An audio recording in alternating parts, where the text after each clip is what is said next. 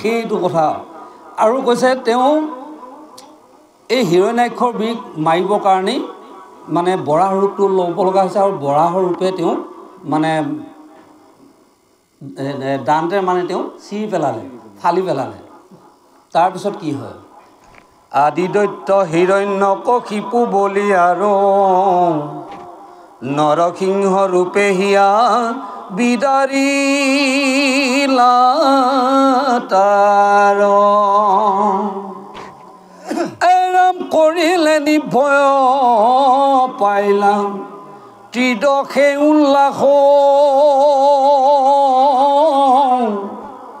ভক্ত প্ৰহ্লাদক প্ৰভু অকৰিলা চাহ এতিয়া গুৰুসকল চাওক ভক্তৰ কাৰণে প্ৰভু ভগৱন্তই পিছে পিছে ঘূৰি ফুৰা কথা কৈছে আজি প্ৰহ্লাদৰ কাৰণে প্ৰভু ভগৱন্তই য'তে মানে চিন্তন কৰিছে ত'তে তেওঁ সহায় কৰিছে পাহাৰৰ পৰা পেলাই দিওঁতে সহায় কৰিলে হাতীয়ে গছকাওঁতেও সহায় কৰিলে জুইয়ে পুৰোঁতেও মানে সহায় কৰিলে এনেকুৱা বিভিন্ন ধৰণৰ যিবিলাক তেওঁ মানে এইবিলাক লীলামালাবিলাক আমাক দেখুৱাই থৈ গৈছে আৰু সেই নৰসিংহৰ ৰূপটো তেওঁ ল'ব লগা হৈছিলে প্ৰহ্লাদৰ বাপেক হৈছে হিৰণ্যকশিপুৰ তেওঁ দৈত্যকুলৰ আছিলে কিন্তু পুত্ৰ অকমানে বিষ্ণু বংশধৰ তেওঁ বিষ্ণুৰ তুল্য কথাটো গম পাইছেনে কেৱল তেওঁ মুখত হৰিনামহে আহি থাকে দুষ্ট শাস্ত্ৰৰ কথা দুষ্ট নিৰ্ণয়ৰ কথাবিলাক তেওঁ নাহে সেইটো কাৰণে আমাৰ সমাজত এই প্ৰহ্লাদৰ চৰিত্ৰটোৰ বিষয়ে ল'ৰা ছোৱালীবিলাকক বহুতকৈ কয় তাৰমানে ভক্ত প্ৰহ্লাদে 5 বছৰ বয়সৰ পৰা যিটো ভক্তি সাধন কৰিছে সেইটো উপমা আমাৰ লোকসকলক মানে দেখুৱাই থৈ গৈছে কিন্তু আটাইতকৈ কম সময়ৰ ভিতৰত ভক্তিত মানে বিকৃত হৈ গৈছিলে ধ্ৰুৱই 6 মাহৰ ভিতৰত প্ৰভু ভগৱন্তৰ আদৰি সামৰি ল'লে কিন্তু মাকেন্দ্ৰ মুনি সকলোতকৈ বয়সটো বেছি মই ওপৰতো আৰু তলতো কথাকে কৈছোঁ তেওঁ 10,000 বছৰ তপস্যা কৰি পেলাই প্ৰভু ভগৱন্তক মানে লগ পাইছে কথাটো গম পাইছেনে কিন্তু ধ্ৰুৱই আকৌ মানে নাৰদৰ গুৰু মানি লৈ তেওঁ যিখিনি কৰ্ম কৰিলে তেওঁ অতি সোনকালে পালে সেইটোৱে হৈছে মানে কি শ্ৰদ্ধা আৰু ভক্তি লোকসকলৰ যদি শ্ৰদ্ধা প্ৰেম ভক্তি এইবিলাক যদি জাগ্ৰত হয় আৰু সেইমতে যদি ইন্দ্ৰিয় কৰ্মবিলাকো শুদ্ধচিতে কৰে আৰু ঈশ্বৰ কৰ্মখিনি যদি আপুনি শুদ্ধচিতে কৰিছে আপোনাক সেই কৰ্ম যোগেদি আপোনাক মুখ্য পদলৈ আগুৱাই নিব সেয়ে ইয়াৰ পিছতনো আমাক কি কয় বামুণ স্বৰূপে অদি তীৰ বাক্য পালি ইন্দ্ৰ কথা পিলা চলে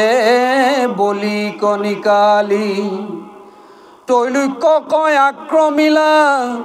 চৰণ গতি অতজোপাদু ঢকে গংগা ভৈলায়ু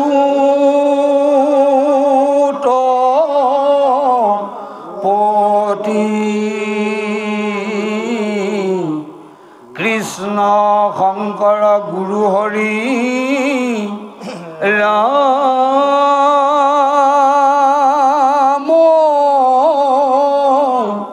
ৰাম ৰাম বান্ধৱ কৃষ্ণ এতিয়া শেষৰ পদচৰণক আপোনালোকক ব্যক্ত কৰিব ওলাইছোঁ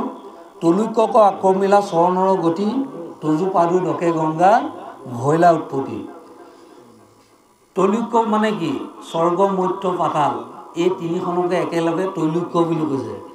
এই তিনি তৈলুক্য আক্ৰমণ কৰিব পৰা যিজন তেওঁ চৰণত যদি গতি সাধন কৰিব পাৰে তেনেহ'লে তজু পাদু ডকে গংগা ভৈলা উৎপত্তি বুলি কৈছে প্ৰভু ভগৱন্তৰ চৰণৰ কমলৰ পৰা গংগা উৎপত্তি হৈছে আৰু সেই গংগা ধাৰাটো দেৱাওদেৱ মহাদেৱে জটাত গংগাক আবাহন কৰি ৰাখিছিলে তাৰ কাৰণে মৰ্ত্য জীৱবিলাকে এতিয়া সুন্দৰভাৱে পৰিচালনা হৈ আছে কথাটো গম পাইছেনে সেই ধাৰাটো যদি মানে বাবাই যদি মাথাতে যদি নললে হয় তেনেহ'লে সেই ধাৰাত পৃথিৱী একো বস্তুৱে তাৰমানে ৰাখিব নোৱাৰে কথাটো গম পাইছেনে সেয়া এটা হৈছে তত্ত্ব গতিকে আমি প্ৰভু ভগৱন্তৰ চৰণ পাদুডোখৰ পৰা সেই গংগা উৎপত্তি হৈছে সেই গংগাৰ পৰাই আজি আমি সকলোবিলাক স্নান মান দানলৈ সকলোবিলাক আমি কৰ্ম কৰি আছোঁ সেই তাকেই হৈছে জলৰূপী নাৰায়ণ হয়নে বাৰু জলে সমস্তবিলাক শুদ্ধ কৰিব পাৰে হয়নে বাৰু কেতিয়াবা বিপদত পৰিলে গৰু খোজৰ পানীখিনি খাই জীয়াই থাকিব লাগিব আপোনালোকৰ হৈছে নে নাই নাজানো মোৰ হ'লে হৈছে মই সেইটো কাৰণে প্ৰকাশ কৰিছোঁ কাৰণ গৰু মানে খোজৰ পানী খাই পেলাই মই যেন তেন আত্মটো মানে বাচাইছোঁ কথাটো গম পাইছেনে মৰণৰ সময়ত মানে আপুনি কি কৰিব লগা হয় আপুনি নিজে নাজানে তাৰমানে সেই মৰণটোক আপুনি যদি শুদ্ধভাৱে যদি নিব বিচাৰে সাধু সংগ লোৱা পাখণ্ড আচাৰ নিবাৰণ কৰা কথাটো গম পাইছেনে পাখণ্ড আচাৰবিলাক নিবাৰণ কৰিব লাগে আৰু সেইটো কাৰণে কোনো গুৰুসকলে নকয় নহয় তুমি অমুকটো নাখাবা অমুকটো নকৰিবা খালি কয় সুন্দৰকৈ বাবা জাগি শুবা বাচি খাবা দেই সেই বস্তুটোকে কয় তাকে আমি গোটেই বস্তুখিনিৰ ওপৰত আমি নিৰ্ণয় কৰি ল'ব লাগিব কোনটো ক্ষেত্ৰত আমি জাগৰণ হৈ থাকিব লাগিব কোনটো ক্ষেত্ৰত আমি বাচি খাব লাগিব হয়নে বাৰু আজি এতিয়া শাস্ত্ৰভাগত আহিব দিছে মই যদি দুগুৰি যদি মাছে মঙহে খাই লৈ পেলাই যদি শাস্ত্ৰভাগত পঢ়োঁ এইটো জানো কাম হ'বনে বাৰু কওকচোন হা সেয়ে তাৰমানে কি গৃহস্থী ধৰ্ম সমান আন ধৰ্ম নাই বুলি কৈছে পৃথিৱীত নিয়মে সংযমে থাকিবা সদায় দেশ কাল পাত্ৰ চাই ভক্তি কৰিব তেতিয়াহে আপোনাৰ কৃতকৃত হ'ব গতিকে আমি আপোনালোকৰ আজ্ঞা এটা ল'ব বিচাৰিছোঁ কোনটো খণ্ডত গ'লে আপোনালোকে ধৰক অমৃত প্ৰাণ কৰিব পাৰিব মই মানে ভাবিছিলোঁ বোলো নোচোৱা খণ্ড এটা চাওঁ যেনে ধৰক পাখণ্ড মৰ্দন এইটো চোৱা নাযায় কি বস্তুটো পাখণ্ড মৰ্দন এই বিষয়টো মানে অকণমান মই আপোনালোকক হেৰি কৰিম বুলি ভাবিছিলোঁ এতিয়া আপোনালোকে বা কোনটো চিন্তা কৰি আছে আমাৰ আৰু এই বিষ্ণুপ্ৰভু আছে বিষ্ণুপ্ৰভুৱে আকৌ ধৰক কোনোবা এটা খণ্ড চুটি চুটি খণ্ড ল'লে ভাল হয় দুটা খণ্ড খাওঁতকৈ গুচি যাব হয়নে বাৰু সাধুসকল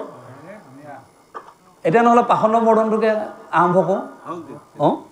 এইটো 4টা খণ্ড আছে খাওঁতকৈ গুচি যাব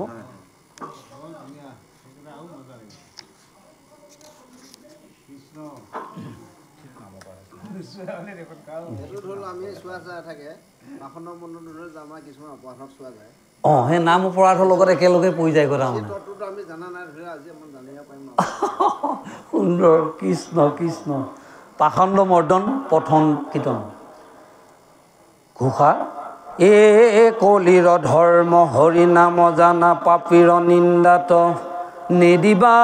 কাণ অকলিৰ ধৰ্ম হৰি নাম জানা পাপীৰ নিন্দাত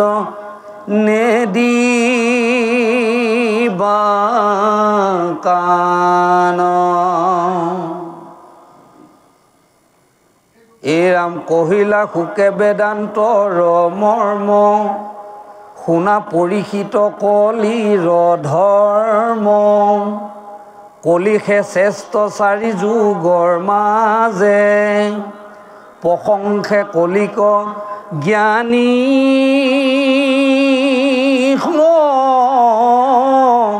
মাজে এতিয়া সেই লোকসকল আমাক প্ৰথমতে ঘোষাভাগিত কৈছে কলিৰ আচল ধৰ্মটো হৈছে হৰিনাম আৰু পাপীসকলে নিন্দা কৰি থাকিলেও সেইটো কাণ দিব দিয়া নাই কথাটো গম পাইছেনে আপোনাৰ আটাইতকৈ ঘোৰ শত্ৰু কোনটো যিজনে আপোনাক ঈশ্বৰৰ নামত বাধা কৰে সেইজনতকৈ ঘোৰ কলি আৰু নাই গতিকে ইয়াত আমাক এই কথাখিনি আজি সুকে পৰীক্ষিত যাক বেদ বেদান্তৰ সকলো মৰ্ম কথাখিনি মানে কলি যুগতনো কি ধৰ্ম কৰিলে কি হয় এই সমস্ত কথাখিনি কৈছে কলিহে শ্ৰেষ্ঠ 4 যুগৰ মাজে প্ৰশংসে কলিক জ্ঞানী সমাজে কলি যুগত 4টা শ্ৰেষ্ঠ ধৰ্মৰ কথা আমাক কৈ গৈছে যুগৰ কথা আৰু কলি যুগত জ্ঞানী সমাজে আমাক প্ৰশংসা কৰে সেইটো কাৰণে আমাক কৈছে ধন্য ধন্য কলি